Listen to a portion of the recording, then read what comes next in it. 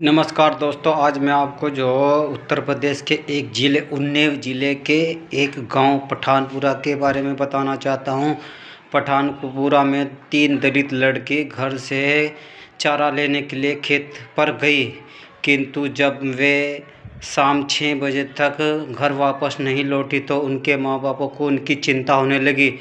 उनके माँ बाप गाँव वालों को इकट्ठा कर जंगलों में उन्हें तलाश करने लगे और देखा कि 2 लड़कियां एक ही गन्ने के खेत में, जिनके हाथ पांव बंधे हुए पड़े थे, मृत अवस्था में पड़ी है।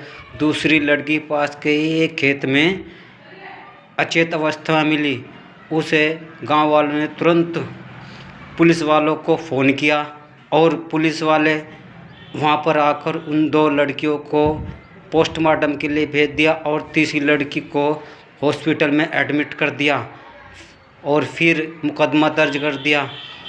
सुबह ही पुलिस वालों ने लड़की के माँ बाप को उठा लिया, कहने लगे तुमने अपनी लड़की खुद मारी है। किंतु जब गांव वालों को यह पता लगा तो सभी गांव वाले इकट्ठा होकर हाईवे जाम करने के लिए चल पड़े।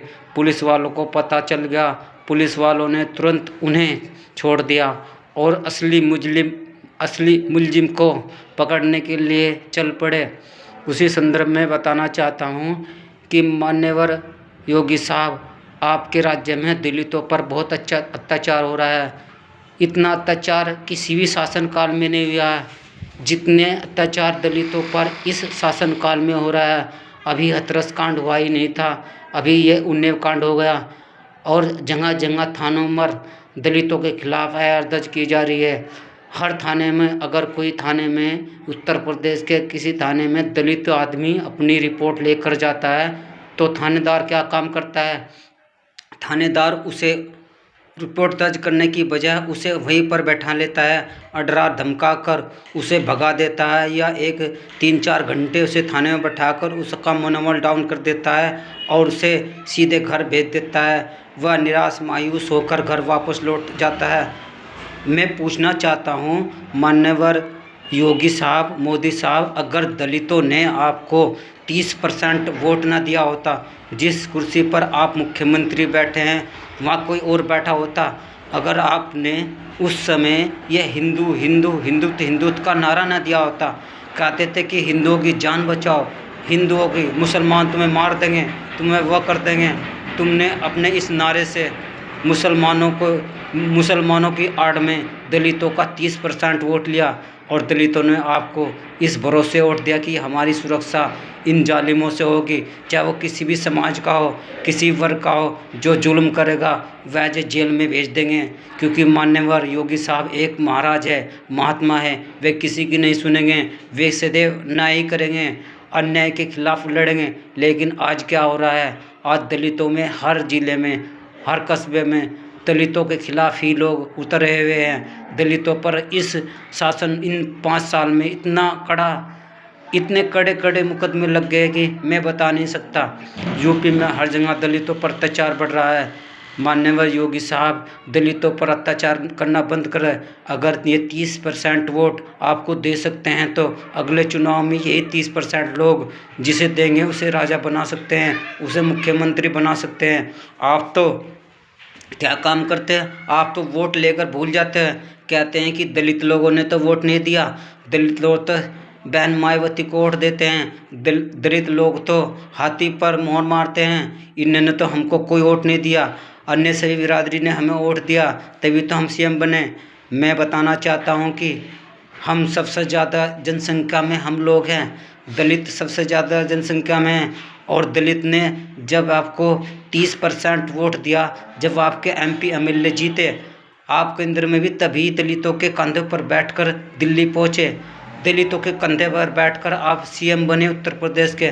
तो माननीय योगी साहब, मैं आपसे निवेदन करना चाहता हूँ कि आप इन दलितों पर जो हो रहे अत्याचार इसे बंद करें, ऐसा कानून बनाए जो भी दलितों पर अत्याचार करेगा वह सीधे जेल जाएगा। लेकिन क्या करते हैं ये छोटे मोटे भाजपा के नेता, गांव में यह प्रचार कर रहे हैं कि अब किसी भी दलित के थाने में कोई बात नहीं चलती है। दो बिरादरी की अब बिल्कुल कुछ नहीं सुनते हैं थानेदार, एक तो मुसलमान, दूसरे दलित लोग। ये तो केवल इन्होंने तो वोट हमें दिया नहीं है, हम तो उनकी ही बात सुनेंगे जिसने हमें वोट दिया।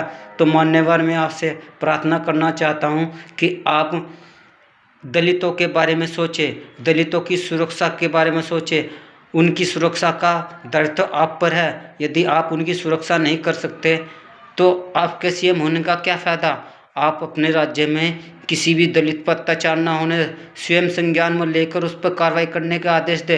इन थानेदार को टाइट करो, सीओ को टाइट करो, एसपी को टाइट करो।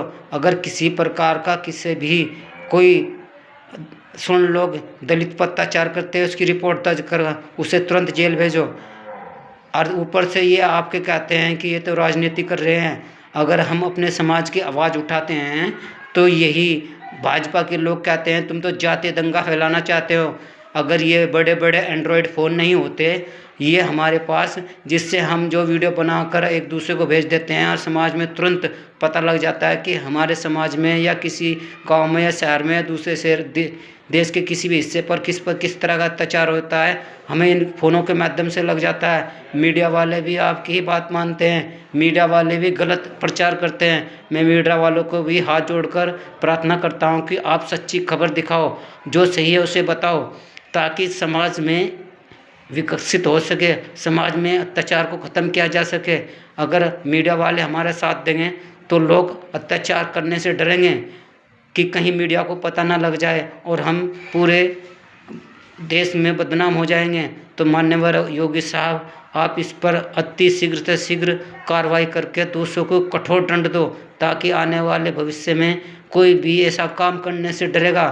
मामूली बात नहीं है, 2 दलित लड़कियों की हत्या होना कोई मामूली बात नहीं है, और जिसमें से एक ही परिवार की है। उस परिवार का हाल के बारे में सोचिए क्या होगा। मैं आपसे निवेदन करना चाहता हूं कि माननीय योगी साहब इस पर कड़ा एक्शन लें, और एक्शन लेने के साथ साथ जिसने भी इस अपराध को वारदात दिया उसे कठोर सज़ा दिलवाए, और जल्द से जल्द उसे सज़ा होनी चाहिए। दूसरी तरफ मैं ये वीडियो इसलिए बना रहा हूँ कि मेरे समाज के लोग इसे लाइक करें, और जो भी अन्याय के खिलाफ़ आवाज़ उठा रहा है वो भी इसको देखकर ज़्यादा से ज़्यादा शेयर करें, ताकि इस बहरी गूंगी सरकार को पता चल जाए कि हम लोग भी पढ़े लिखे हैं, हम लोग भी आवाज़ उठा सकते हैं। हम लोग जाति हिंसा नहीं फैलाना चाहते, ना ही हम जो उपद्रव करना चाहते, हम तो समाज में शांति बनाना चाहते हैं। ये हमारा मकसद है। जय हिंद, जय रविदास।